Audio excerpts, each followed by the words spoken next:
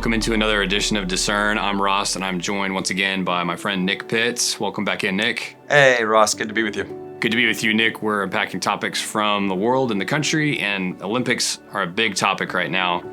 There's a lot going on with the figure skating situation at the Olympics.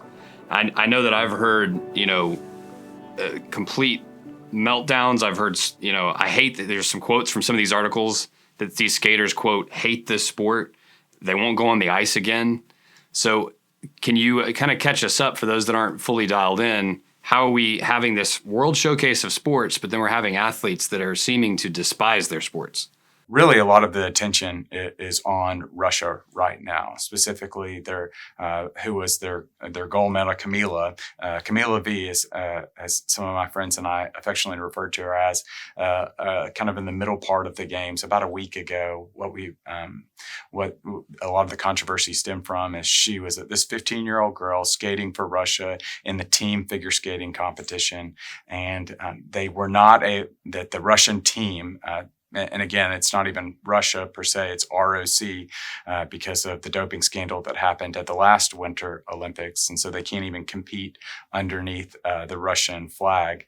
And so we have this 15-year-old girl helps the Russian team to be able to achieve gold, but they're not able to have the gold medal ceremony because it's under controversy because of allegations and testing that's now come out that she was taking a banned substance during the time. Now, this is a 15-year-old girl, and skepticism should be heightening at this moment that a 15-year-old would knowingly take a banned substance, especially in the context of Russia that has been known to be cheating in the past. In 1968, they stole a gold medal in gymnastics. Many of the viewers will remember the 1972 Olympics where Russia cheated the U.S. out of a gold medal. In the early 2000s, there was a Russian mobster that was at the center of a cheating scandal. In 1976, there was the fencing scandal involving Russia. I think you're picking up on the theme right now that Russia has been known to play by their own rules when it comes to international competition. And so what we're finding is this 15-year-old had taken a banned substance. Well, fast forward 3 or 4 days later, she is easily the front runner and the favorite to win in this individual figure skating competition. The pressure with all the controversies and the headlines that have been swirling over the past few days, the pressure just continues to mount and mount and mount. And this 15-year-old that was scheduled to be able and favored to win the gold in this individual competition doesn't even medal and visibly breaks down, and then has other Russian adults and coaches berate her on international TV. And that's caused a lot of us to raise up our hands and thinking, how long are we going to allow Russia to be able to participate in and perpetuate this awful system right now that, one, allows for doping to continue to be pervasive throughout their entire system, but then two, what they're doing to children on a national stage simply for national pride is shameful. Yeah, I think that's one of the reasons this is getting so much attention, aside from all of the history you're talking about of cheating scandal, but because of the heightened media awareness, social media. I mean, if you have this happening on such a grand stage and you have this poor girl being berated by her coach, you're going to have a lot of scrutiny of that. I would argue this is a really good offshoot of having good media coverage and good social media is we can see it. It makes me wonder how much of this has happened that we don't get to see and how much of this, pressure is created in young athletes in that country. And let's be honest, in every country that we don't see it.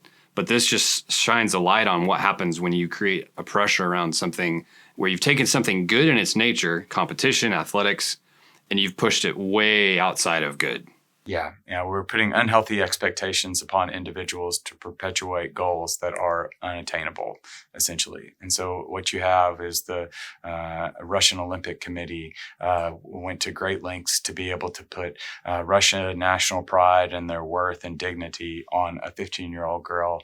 And it appears as though they allowed her or they subjected her to this doping scandal where she participated in, was caught, humiliated, shamed.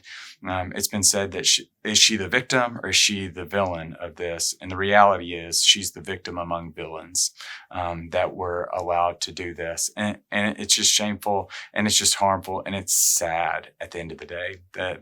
I know that sports are competitions, and I know that there's certain merit and there's certain levels that have to be placed upon Olympic Games.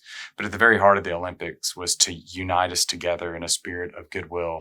And that's the very opposite of what's happening in this particular moment.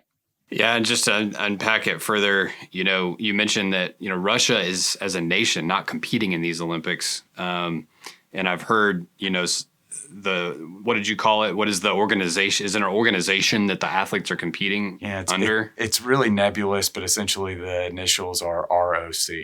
And so what we would call for, or at least, an outsider not in the sport, but seeing that this is a worldwide event that's supposed to be celebrating competition and all the good things about that, is we would be calling for an action that would prevent a repeat offender from participating.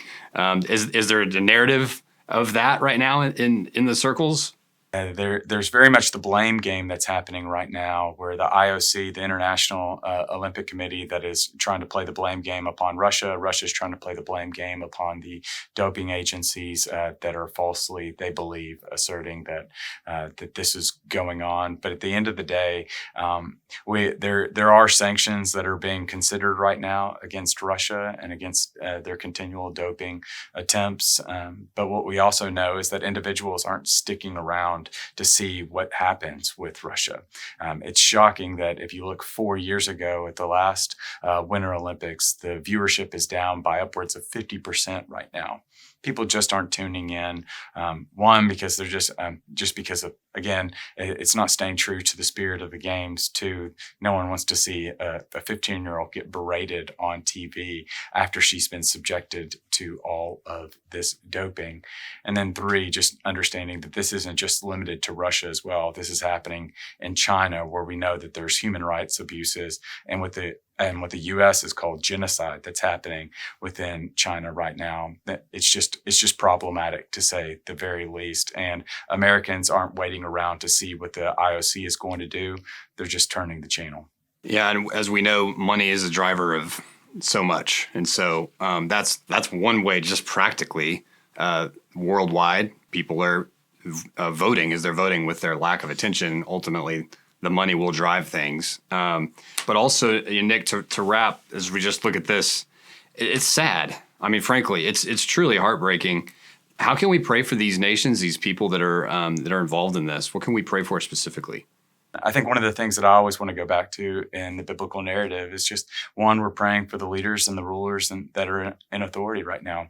I'm always captivated by Paul having the audacity to tell a young Timothy in 1 Timothy 2 to pray for those leaders, knowing that those leaders were individuals that were persecuting him, knowing that those leaders were ones that were trying to rob Paul of life, joy, and his liberty.